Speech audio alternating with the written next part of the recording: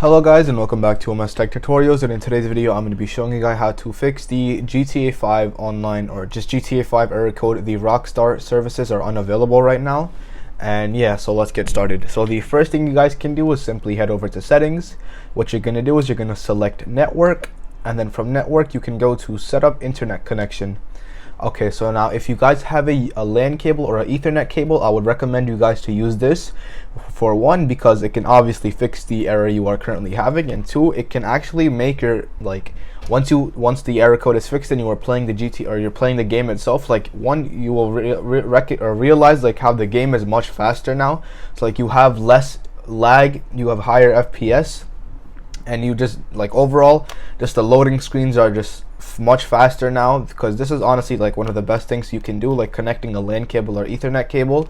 And yeah, but however, for people who do not have a LAN cable or Ethernet cable, the second method you guys can do is simply hit use Wi-Fi, and then you're going to click on custom, and then from custom you can go to your Wi-Fi, the Wi-Fi that you are currently using. And once this is done loading, what you're going to do is you're going to click on automatic. Now from automatic, you're going to click on DHCP hostname, and you're going to click on do not specify. Now from DNS settings, you can scroll, or you can go to manual. Okay, so now from here you're going to copy the DNS settings I use. So for primary DNS, what you're going to use is you're going to use 8.8.8.8, and then you can hit R2 or done. And then for secondary DNS, you're going to click 8.8.4.4.